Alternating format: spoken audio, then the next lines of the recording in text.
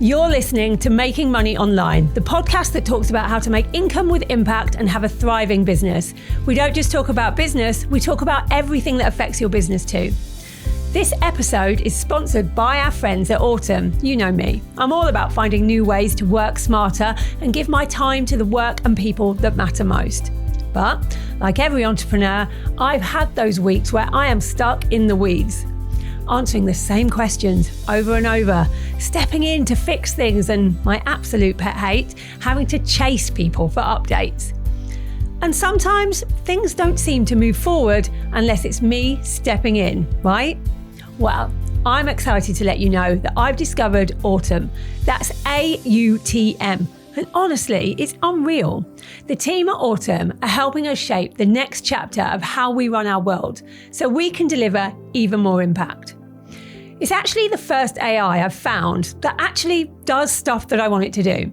It doesn't just answer questions, it takes action, connecting my emails, calendar, projects, team, everything. And it just keeps things moving. But best of all, it just gets on with the work without me needing to check or chase anything. No setup, no stress, no training. Autumn aligns perfectly with my mission. It's designed to give us back our headspace, our time, and our focus for the thing that really moves our business forward. And that matters most to me personally, the impact that we're making. Autumn is a great investment, sure, but more than that, it's what we all need to help us fall back in love with running our businesses. Trust me, it's going to blow your mind and you're going to love it. Head to autumn.ai/Lisa to save 50% on your first month and see for yourself why it's such a game changer. Ready to go further faster? Just Autumn it. Today I'm talking to one of my close friends, Dan Meredith. Dan has been in this online world a lot longer than me, and I wanted to have a candid chat about what changes he's seen and how to stay in an industry that is constantly changing.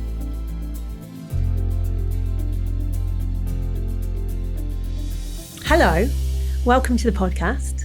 Thank you for inviting me, Lisa. You sound very formal today. I'm being professional to start. Is that because the last time that we did anything like this together, I was drunk on the stage? Yeah, and it basically turned into me and you doing impromptu stand-up comedy sessions. So I think there was 3 bits of value in that. Yeah, there wasn't much value, but they laughed. So that's good. They needed a break at that point. It's been a lot of value. And everyone remembers this for it. We were told it was one of the best talks of the week. Exactly. So it was good.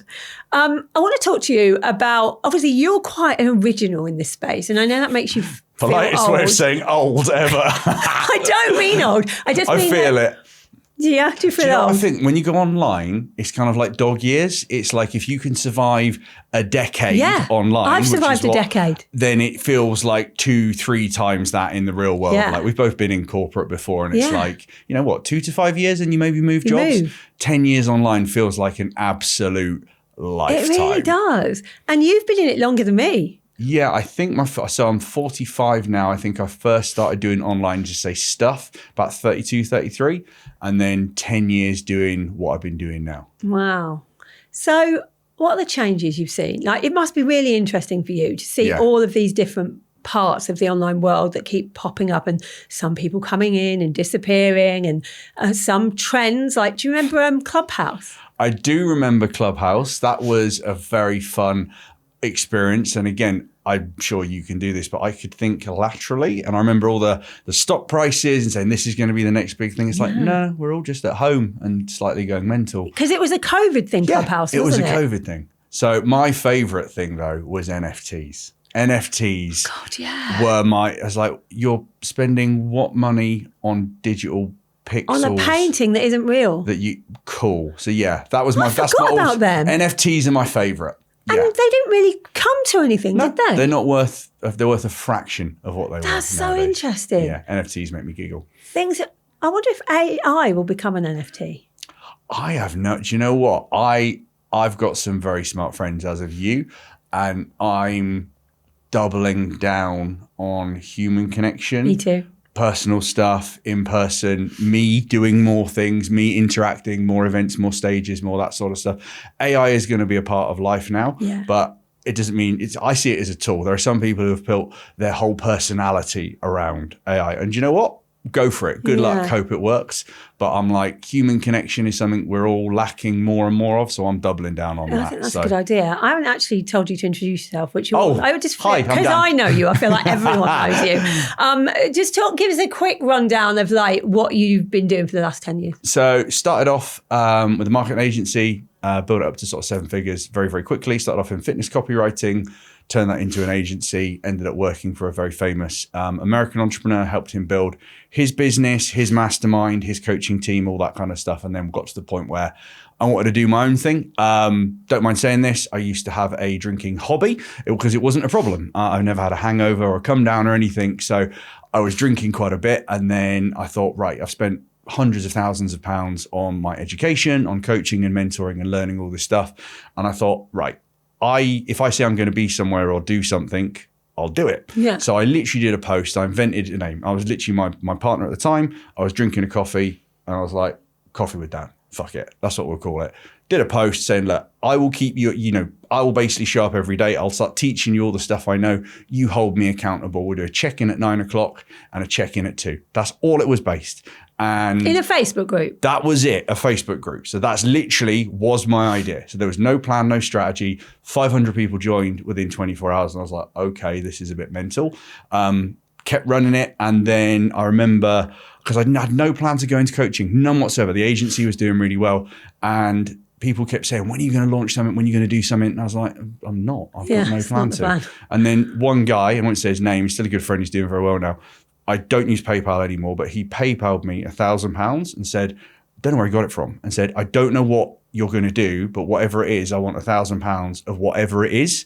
And I was like, well, there's something here. And then I did my first launch and then it all just spiraled from then on in. So effectively, I've got a free group, Facebook groups, been running for a decade, had a really, really good paid membership for 9 years. Now it is predominantly sort of one-to-one with a bit of group coaching, a lot of stage stuff, a lot of speaking, a lot of podcasts, and probably most known for my books.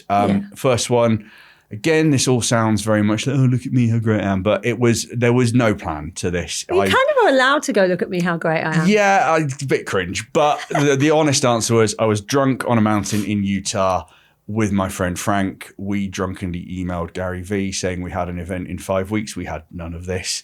It didn't exist. He agreed to it. So I think we were one of the first people to bring him over to the UK. We said it was in a place called York Hall, Britain's biggest boxing venue. Why did he agree? Because we don't know. I don't remember the emails. I was hammered. I was also 6,000 foot up in a mountain in Utah, so it really hit me hard. And then we realized we had booked Gary Vee for an event that didn't exist. So then we rang the venue to see if they were free on that date. They were. And then we had 5 weeks to sell 1,000 tickets. In that 5 weeks, people kept saying, write a book. And I was like, who am I to write a book? I'm just Dan from Somerset. So I basically stayed awake for 3.5 days, did 40,000 words. That book was called How to Be Fucking Awesome. I wrote it for charity, genuine truth. My little sister has special needs. We were going to sell it for a £10 a pop. And I thought, if I can raise $5,000, that's lovely. Yeah. We had a trestle, it's old school, like a trestle table with a little sign on the bottom, which we printed out on that day. Stacks of books, they all sold. We stuck it on Amazon because why not? And then it just went viral off the back of there. Amazing. So yeah, somewhere between several 100,000 and 1.1 million copies sold. We don't know specifically, but it's in that ballpark. And you've still got Coffee with Dan, haven't you? I do. It's still running to this day. There. So yeah, it's still hanging in there. Yeah, that's so good. Thank you. And so during that time, what's been the biggest change you've seen? It's so much harder to stand out nowadays. Is that just because there's more people doing it? There's more people, there's more noise. I would say the rise of short form video has absolutely shattered people's attention span. Yeah. The sort of, the dopamine spikes you get from these things, it's like people just don't have the attention. You're like mine, I did it all long form written copy, with the occasional video or live stream. It was easy. Back in the day. It's harder now. Like even I've got a less attention span. Like I don't really watch really long things anymore or read really long things. I used to. Yeah, I used to love it. So attention span is absolutely gone out the window. You have to be really savvy with your hooks and your headlines. You have to stand out and you've got to have a personal brand now. I'd say again, all sounds, sounds quite bad because my day job is, sort of business coaching and mentoring, like I do it. But when I did it myself, there wasn't a plan, but I've built a personal brand, and that is becoming more and more important, is that you have to have some sort of personal brand. I think even corporates need personal brands. Like, I talk a lot about humanizing the CEO, because especially Gen Z, they are not going to be buying from brands. They're only going to be buying from people. Yeah. So building a personal brand is massive nowadays. Standing out is massive. You've got to grab people's attention. And I think it's hard. Of course, you can still make money writing and doing more traditional, longer form formats. But, everything is going towards video. And there's a lot of people who are really struggling because they don't want to be on camera. They don't want to be talking and trying to sum up your intelligence, thoughts, idea in 30 seconds with a catchy hook. Hard. Oh, for fuck's sake. Do you think you can still do well if you don't want your face shown on video? Lots of people ask me this. Yes, you can, because I've had a few clients who basically said, you know what, I'm done. And they went all in on SEO. They went all in on Google ads. They went all in on the sort of written side of things. Yeah. And I've had a few friends who've built, sort of high 5 to low 6-figure businesses, never speaking to anyone. I was obviously speaking to them on the calls when they signed them up, but nothing. The bar maybe a picture on their website. That's it. So yeah, it can be done, happen. But it's a long game. It's so funny, isn't it? Because we talk about human connection on this side and personal branding on this side. And yet over here, AI is just like coming up and up and up. How are these two things going to work together? I mean, we had a little chat before we did this. So I am very much in team human. I'm all about personal connection, human connection, that sort of thing. When it comes to AI, I see it as a tool, and it's like anything. There's so many useful things that you can use it for. Yeah, there are people making an absolute fortune with AI, but I mean, it's only going to get better. That's the thing. It's only going to get better, but we can all see the AI slop that is being churned out, and a lot of the big platforms like Google is, punishing you to a degree. Yeah. YouTube is doing the same. If it's AI now, it's like obviously AI. It's getting throttled back a little bit. Well, that's a good thing, I think. It is good. Because I do think people want human connection at the end of the day. I just want to talk about your book a minute, because your book is about how to be happy. And that's the second one, yes. The second book. One, yeah. Interestingly, the message that you have running throughout that book is the message that I have only recently started talking about, which is that it isn't all about money, and it isn't all about the next achievement and the next achievement. What made you want to write that?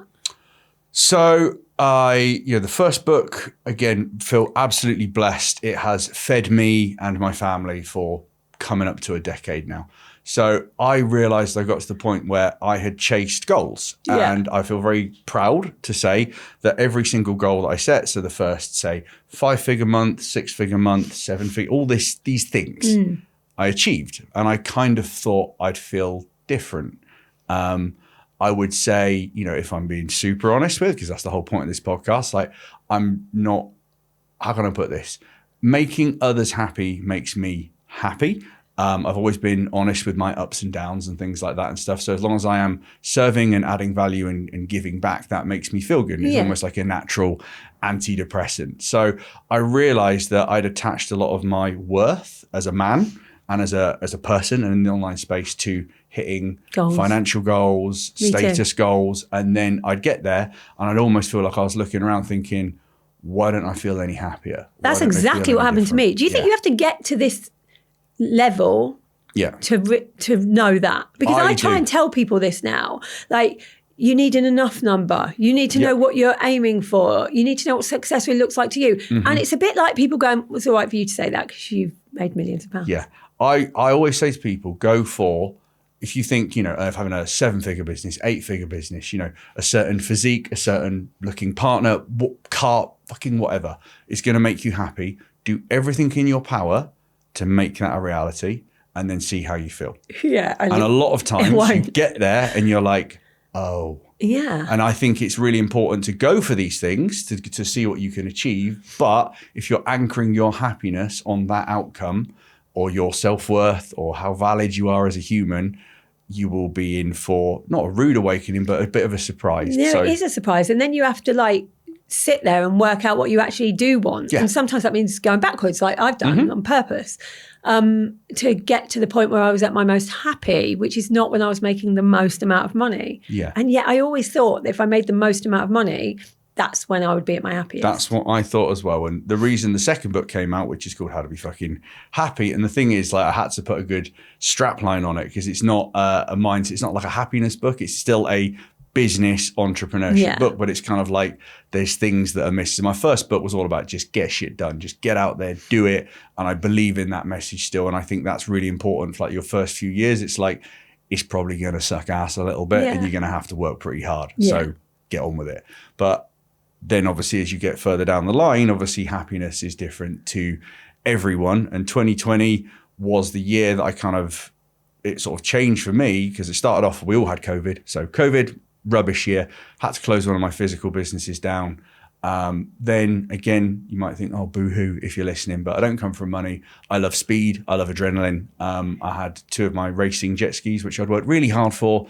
They were stolen. Then I found out my dad had cancer. Then unfortunately, he passed away in the summer. And then I remember getting to the end of the year thinking, shit, can't be much more that's crap the end that I can deal with. And then I get a call from my mum. And I don't know if you're like this with your family, but my mum will message, but all my clients know this. I've got a special needs sister, but you know, if you need me, you call. And they all know if my mum calls, I'm taking the call. So I ended the call with the client, super cool.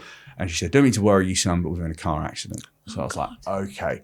And a few years prior to that, my little sister had broken her neck. So her neck is basically held on by a bolt. She got something called a hangman's fracture. So she's panicking. So I hop on my motorbike, go over to see Mum and Anna. We played Uno, just calmed her down. I patted her neck. So yeah, all fine, Anna, all's good. Hop back on my motorbike. I can remember the exact speed I was doing. So I looked down, 27 miles an hour, empty road, 1 car at a junction, and she slipped the clutch. Just wasn't paying attention. She had a husband who was a biker, no malice, but basically I got run over.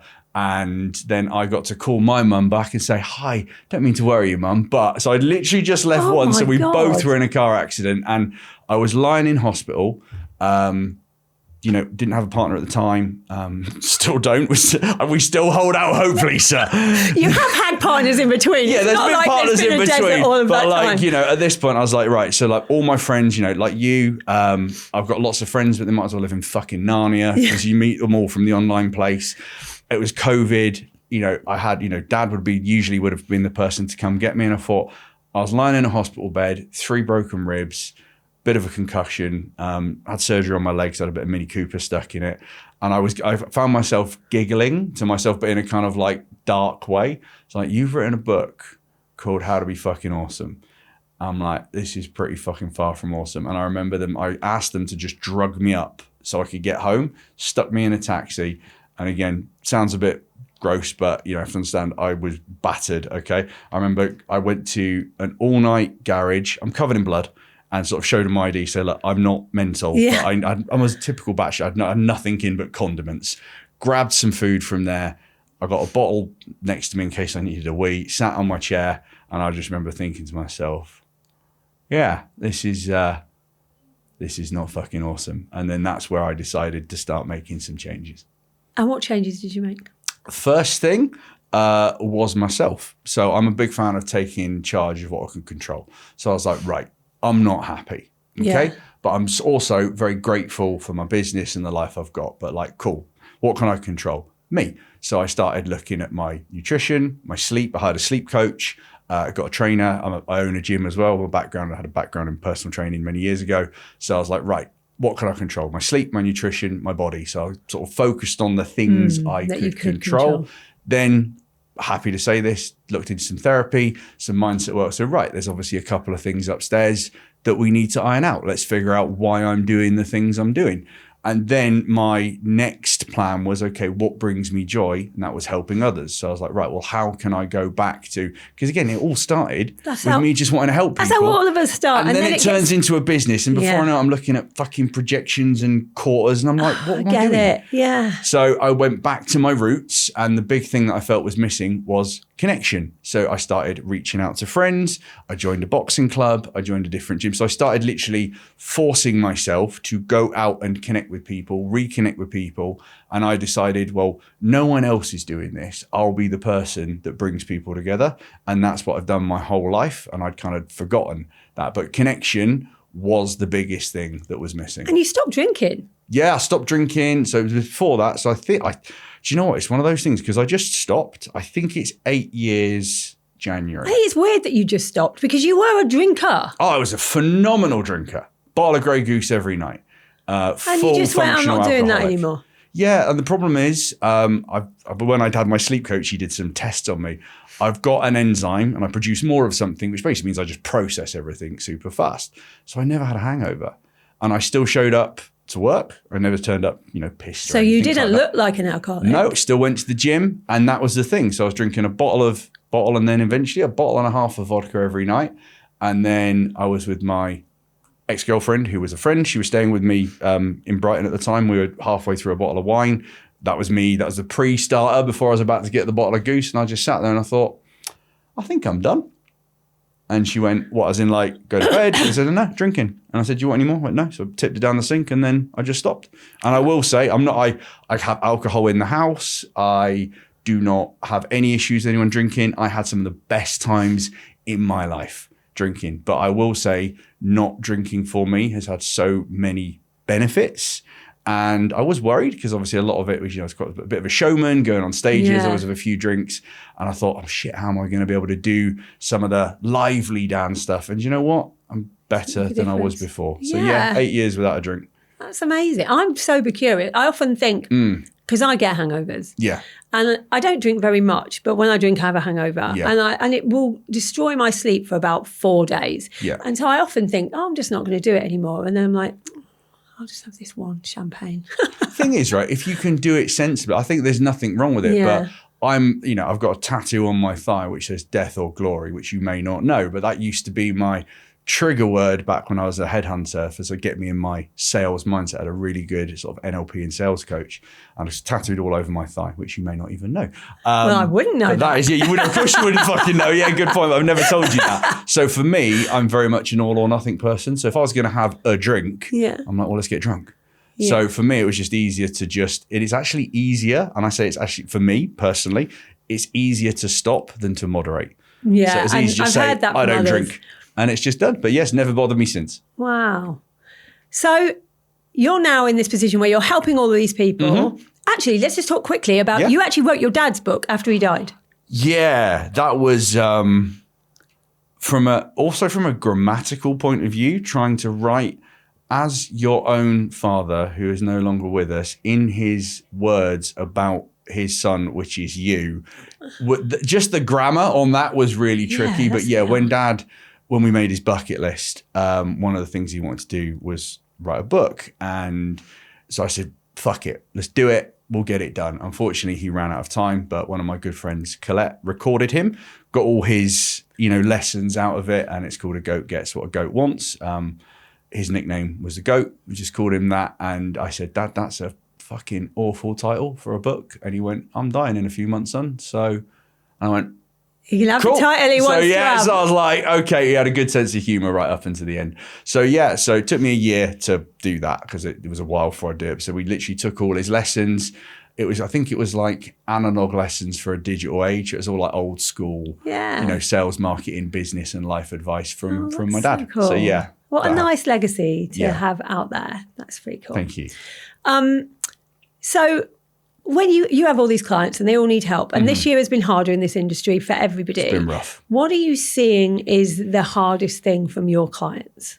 Do you know what? I'm seeing a lot of, and this is a very broad brushstroke, but I'm going to go with sort of like mental health / mindset problems. There's a lot of people just struggling. Yeah, I see that actually. Yeah, there's a lot of people who don't have anyone to talk to. There's a lot of fear. And especially in certain industries, like if you look weak or you tell the wrong person, before you know it, it's like so-and-so's going off the fucking deep end and then everything dries up. So I'd say I'd seen that a lot. There's a lot of, like I said, fear and uncertainty, whereas before people would just say, fuck it, let's give things a go. They're playing a lot more cautiously and a lot safer. And I honestly think like it's kind of just a bit of a shitstorm, really. Like at the start of this year, end of last year, I think everyone was in a great mood. They were, yeah. And then I think with the change in government, which I'm not going to talk about politics, all of the shitty things that have kind of kicked in. That would be an entire show. Very different show, but lots of punishments for doing well. The economy overall, just lots of fear in the economy and in the markets and stuff, and people just literally cutting recruitment. There's all these cuts. So it starts to trickle down and people start to panic and cut themselves away, and they start cutting off things they actually need. However, the people who've said, right, well, that's happening in the world, but I'm still going to go for it. I have lots of people who are absolutely smashing. There are definitely people doing very well. I also have clients that are doing very well, and there are people struggling. There's a definite mix in there. It's widened the gap because I think there's either people doing really, really well or struggling. There used to be like this happy little middle ground where you could earn, a good living online, you could good live, and now it's harder. It's much harder in the middle. You've got to treat it like it. And I think before online, when we were saying about what was it like, you could just pop up a post. It was a bit like a hobby. Yeah. That you made money from. You've got to treat if you're going online, it's a job. Yeah. It's a business. You've got to put hours into it. Yes. And you can't just bang up. That's the biggest change I've seen. I was working. You're putting a shift. A couple of years ago, I was working 30 hours a month. Yeah. And making millions. That couldn't happen now. You have to properly put the effort in now. Yeah. And people, which is fine, people expect more from you. Yeah. And, the days of whacking a quick course together, doing it over PowerPoint and saying, that's going to cost you $5,000 and people would buy it. Yeah, they would. Those days are not really here anymore. I think that's not a bad thing. No, I think it's good that it's gone. I think it's good when things change a little bit. So in the industry, you've got these clients doing well, and the clients that are doing really well, I've heard a stat. I don't know if it's true. Millionaires in the UK, there were 420,000 millionaires in the UK this time last year. There's now 4.2 thousand. I saw a stat, and I'm not even going to try and remember it because it was the amount of people that have left. Gone. But I think, and I may be wrong, I think it's something like what they have done has cost the Treasury $5 and a bit billion in taxes by the millionaires who are leaving. left. So they've lost that money. This bugs me because there is no reason to be in the UK right now if you're an entrepreneur that's doing okay. Like, just get punished. You are getting punished for. I feel like that. Like, if I make more, I'm going to be punished for it. You do, and that's not a way to treat the people that are paying all the tax. Have you seen? And again, this may sound for that some of you who are listening don't have money. I'm very mindful of how I say things, but you might think, boo-hoo, poor millionaires or whatever. Don't worry. But there's a new thing I saw, like if your house is worth 2 million or more, you pay anywhere from 2.5. So I have to pay 7,500 a year now extra to live in my house, just because I want it, and you just get punished for doing well in the UK. And I love this country. I think we've got a really interesting heritage. I like our humour. I love, I'm a proud This is British what Sam chap. says. He's really proud of being British and all the things that has. But he's like a staunch British supporter. Yeah. It's like, I don't know why we're living here. So many of my friends have moved to Dubai predominantly, Cyprus, or are setting up are getting residencies in countries where they're just Portugal and Malta seem to be the two that all of my friends are going to. And I'm Maltese, so I can just go there. Exactly. Bugger off, mate. Yeah, I know. I really wish the government would see what they're doing, because we're the people putting the most tax in. And so how is it going to leave people from where I come from in council houses if everybody goes who has money? They're going to be so much worse off. And I do see this as well. I mean, I come from modest means as well. A lot of the household money that we had would be going towards looking for my sister, but I still had lots of love, wonderful parents. I didn't go without, but it's only when I look back I realized how much sacrifices mum and dad made. Like, mum had 3 jobs whilst looking after my sister. Dad was putting in 12-hour days, 15-hour days, most days a week. Like, I saw how hard they worked to look after us too. And when they said punish, I used to do bar work, okay? So I used to go to these, and it was I won't name the school, but it was a very posh school.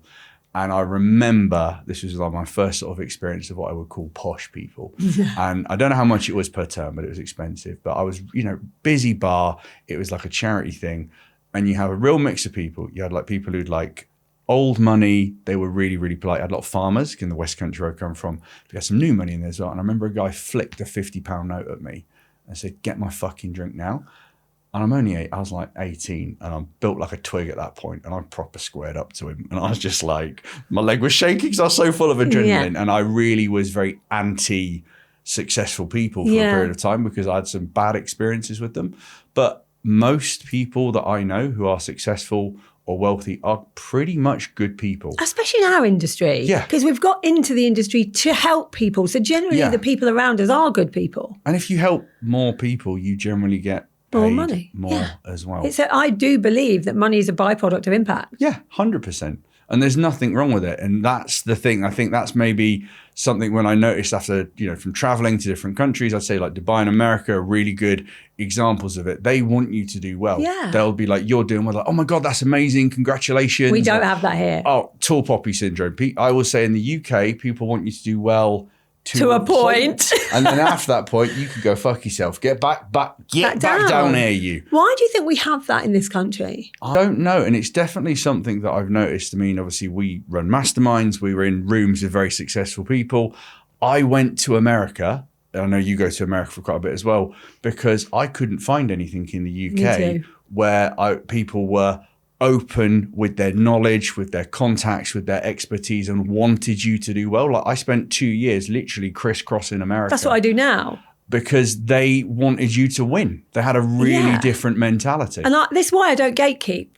So anything that I do that works, I tell everyone. Yeah. Because I see so many people that gatekeep. Like, I've done really well. I'm not telling you how to do it. I did it. And it's like, what? Why not? Just tell me. And there's my friend Jamie says this, and I guess I don't know how specific this, but he calls it his 99-1 principle. So 90% of people are going to do nothing with the information you're given. 9% will do something, and 1% will do everything. The unicorns. And do you know what? Let's just say we've got 100 potential clients on the table, yeah?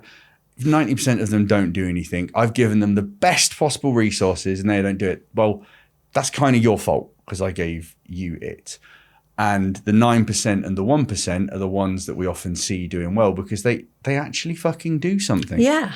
And like, I've done some courses and some training, had some mentors. You think, oh God, that was, well, thankfully that's a tax write-off. But other than that, that's all I got from it. But so my mentor told me this really good story about a guy who used to call the cowboy and used to turn up at events. He would only turn up for the first half of the first day, 2-day events, vanish.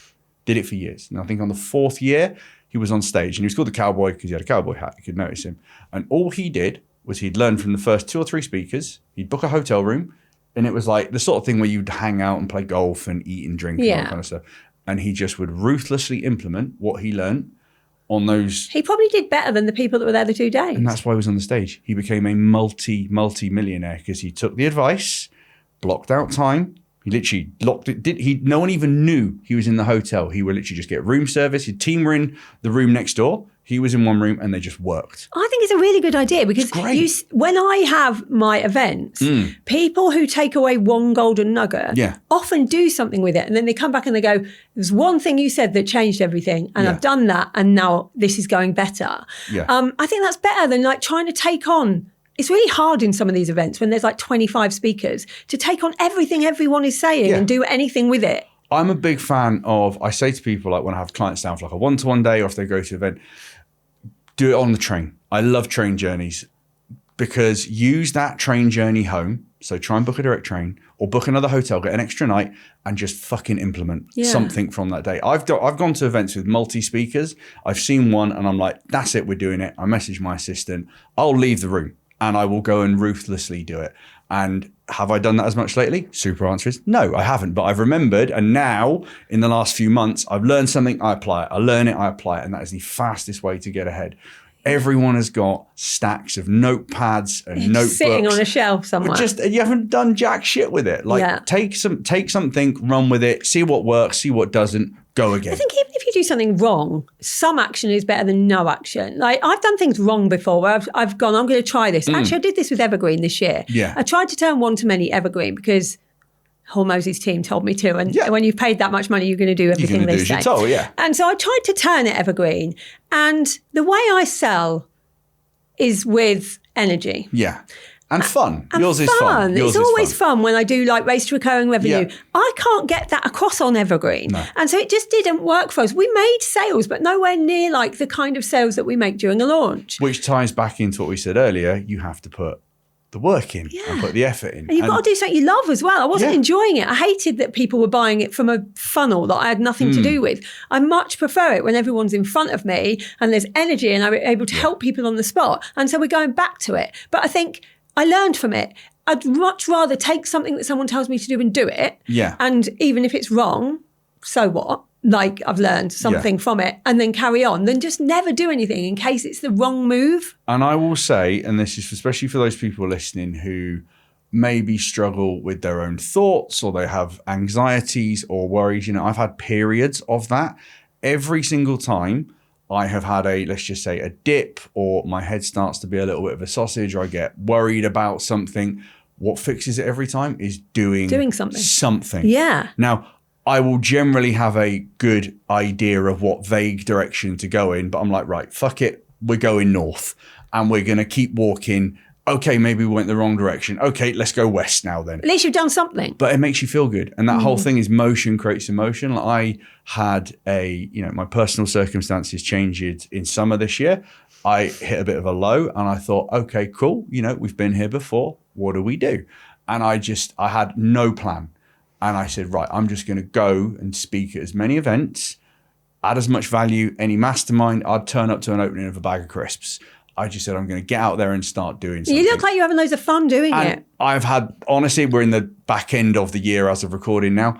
It's fucking fantastic. But it's because I said, right, I don't know what to do, but if I start doing, the answer's going to come clear. And you kind of had a 6 months of saying yes to everything. I did. Still, I'm literally, this is the last week of my yeses. This is the last of them. So every time anyone said to come and do something, you'd be like, yes. And I invited you to things like parties and things. And I thought, I don't know, he's feeling a bit low at the moment. He might want to come. And you made yourself go. Yeah.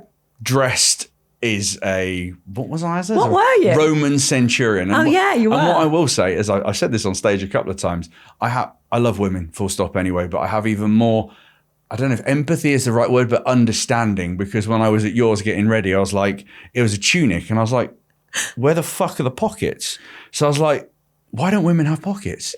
So I had to borrow a handbag of yours. I'm going with an Alexander McQueen handbag. I saw you walking around with my handbag going, what is he doing? As a big bearded, tattooed bloke that lifts weights with a admittedly beautiful handbag. And the other thing was, I was like, how do you zip this shit up? And I had to go outside and like, I know you don't know me, but can you do my dress up for me, please? I can't tell you how many times I'm in a hotel room getting ready for an event and I have to say to some random person outside, can you zip me up? Yeah, it's ridiculous. But yeah, saying yes to stuff. My logic was, and my assistant is really, really fucking good at this. She's been with me for a decade. She says, every time you go to something, every time you say yes, something good always happens. Yeah. And, you know, even just as of recording, I was supposed to be in London for a book launch for a friend of mine yesterday. The trains were all cancelled. And I'm one of those people, if I say I'm going to be somewhere, you'll be. So I rang my friend, I screenshotted all of the things, and she's like, Dan, I believe you, you're my mate. I was like, but no, it's the proof that I would be there. And bit of serendipity, I got a message from someone who somebody vaguely introduced me to. They followed me, a few messages, said, oh my God, I'm so bad I haven't been able to speak to you. Are you free? And it's the 2 hours that I would have been in the book launch. So we called, and I'm now, you know, I can't say the magazine or anything, but I'm now going to be a regular magazine columnist in a very big publication. So cool. So again, but that was all off the back of saying yes. I just say yes to holidays, to trips, to talks, to podcasts. Yes. You've been on some good trips. I've been watching your trips. You went on a trip with a few of my friends recently, and that looked like a load of fun. It was brilliant. But that was just based off of someone saying, do you want to come? And I think it was their 10th wedding anniversary. And my friend is very successful. She's also a very good friend as well. I get on really well with her husband. I don't have kids myself, and their kids find me entertaining. They just like fighting me. So I just literally... My kids find you entertaining. Yeah, I just like literally, I talk to kids like they're adults and just play with them. But so I just said there was no reason for me to go other than yes. I'd said to myself, it's 6 months of yes. So yes. And off the back of that has then spiraled other connections, other friendships. I've cemented other ones.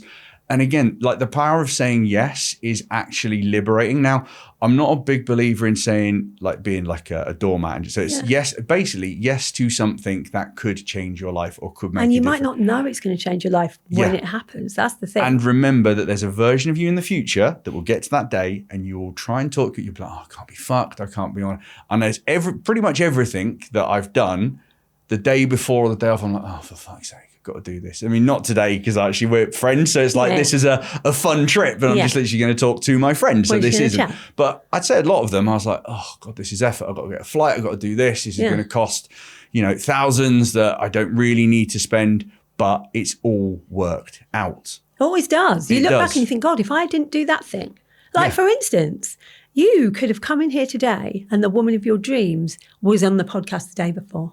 Or like the minute before. I wouldn't be sat in here now. I'd be out there chatting to her, wouldn't I? No, you wouldn't, because I would be your priority. But yeah, like you never know what's going to happen anywhere. And some things you think are happening to you and they're happening for you. Yeah. I mean, we were talking about some ideas what we could talk about this. If I look, and again, when you're in the shit, you want anything for it to end. Yeah. If I look back at all the good stuff I have in my life, it has always been preceded by bad stuff. Yeah, a lot of it is because of it. Always been a low. Yeah. Always. It's darkest before the dawn. Like, and it's exhausting. And this is it. Like every time I have a setback or a knockback or something goes wrong, I always think, right, this sucks. This sucks a million dicks. This is just, sorry to your listeners, by the way, if you haven't heard. We'll put an explicit on the front. I knew we'd have to. Sorry, I did, yeah. But okay, the idea of that, not very appealing to me. But, and if it is appealing to you, listener, like fill your boots. So a goal's a goal. See how you feel at the end of it. See if Say yes to everything. But I know it sucks, but I also know at some point it won't. Yeah. And that's like leads back to that just doing stuff. If I just find a way to keep going, regardless of how I feel, that's a good marker of success. And I say everyone I've met who's successful, and we've got clients, we know what goes on behind the scenes. We know the lows, we know the problems. We do. The people that find a way to say, right, well, my husband's going to leave me. I'm dealing with this health issue, fucked here financially, but I'm going to keep going. They always end up okay, and if not better than okay, they do. In the future. Oh, you speak to so many people that you see as really successful. And then when you talk to them, you see the lows that they had to go through to get there, like the things that went wrong, whole businesses lost, like really bad things happening to them on the way there. And that's why whenever anything is tough for me in business or life, I just think, yeah, but that's because I'm going to be one of those people that can talk about the bad things that happen along the way, because I think that's just life. It is. You're going to get a kick in at some point from something, whether it be professionally or personally. You're going to get a setback, and how you deal with those setbacks is a real strong indicator of how successful you will be. I love philosophy. So I started off, and I think a lot of bros love the stoicism and the stoic mindset. Yeah. When I went through my darker patch, I got a bit into nihilism, as in like nothing really matters. Now I'm really a big fan of something called absurdism, which is kind of the same thing, which is life really has no inherent meaning. So create your own meaning, do what you fucking want to do. Obviously try and be a good person, don't hurt anyone. But now anytime something bad happens, I find myself just giggling at it. I'm just like, I think you get to that point where you're curious about things. Yeah. You see things in a different way when you start doing that. And it's like, oh, this thing has happened that I didn't expect to happen. Yeah, but we know it will change. Yeah. And I think if people could hold on a bit longer when things are tough, you always come out the other side of it eventually. Yeah, and it's like I remember having this chat with a friend of mine, and she's a very, very good friend, and we both go for a walk at the same time each day so we can be a sounding board on whatever. Yeah. So opposite sex, business, life, it's just really, she's a very good friend of mine. And we were talking about, all these setbacks and the things that we have gone through.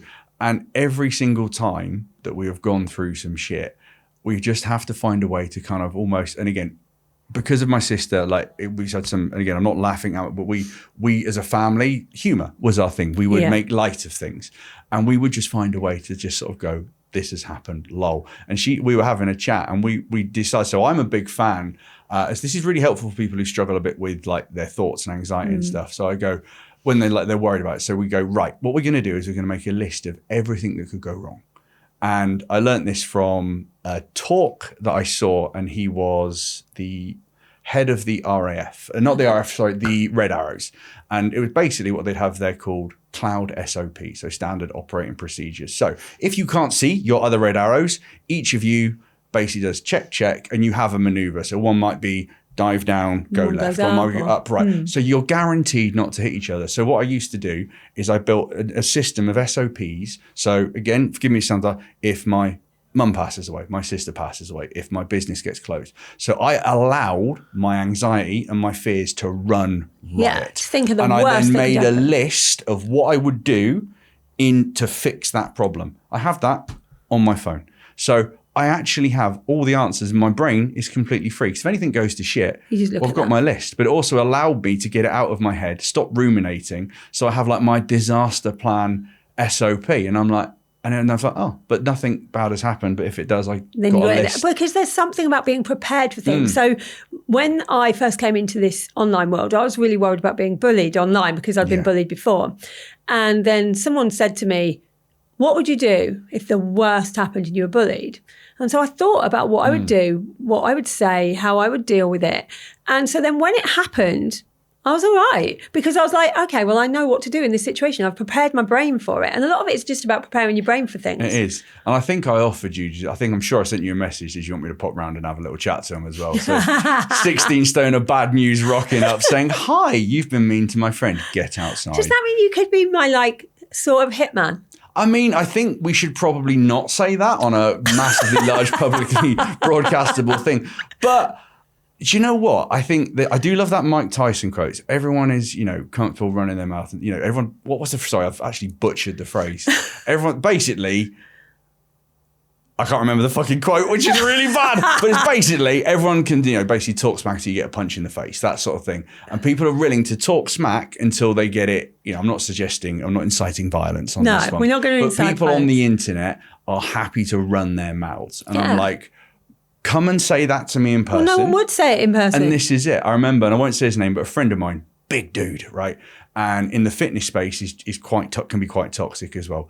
And they had these science-based, what they used to call themselves, things, always attacking him. Now, this guy knows his stuff, been around for ages, and he saw all three of them sat at an event, and he went and sat, and they used to give him shit online.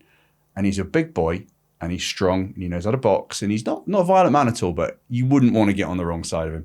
And he just sat right in front of them and went, all right, lads. And you know what? They didn't say a No, they won't. They didn't even speak to each other. Yeah. I do a kill with kindness thing. So if there's someone that's been like yapping about me online and I'm at an event and they're there, I'll go over and go, hi, how you doing? How's life? I'll just be really overly nice to them just to see how they react more than anything else. But they never know what to do because they think that you're going to go up and have a go at them. But what's the point? There's no point. And equally, I wrote about this yesterday. I did a post about this. Like, it doesn't take that much to be kind. And it's like when you see someone and I think I said this, you don't know what's good. As far as you see, you got a little picture and some pixels. So on the other side of that screen is an actual human being who has done that video, written that post, spoken on that podcast.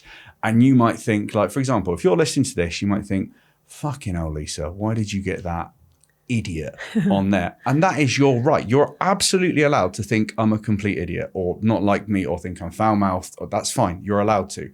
But I'm also a person as well. And I always think, so I see people who write stuff that trigger the shit out of me. And I'm like, do you know what? Maybe you're having a bad day. Maybe someone's pissed you off. Is it really going to add any value to my life if I start giving you some shit? It's best to leave it. Just be nice. Yeah. Don't be weak. Don't let people take the piss, but you can just be nice. Yeah. And I think we should end with that. Okay. I think being nice is the whole thing of this podcast and what I think everyone should just do. And it would change an industry. Beautiful. Everyone was just nice. Thank you for being here. You're welcome. I'll see you for lunch next week. Indeed you will. Take care, everyone. Thanks for listening to Making Money Online. If you want to start your online business journey, you can get my free course, Fabulous Foundations, right now in the show notes. I'll see you next week for another episode.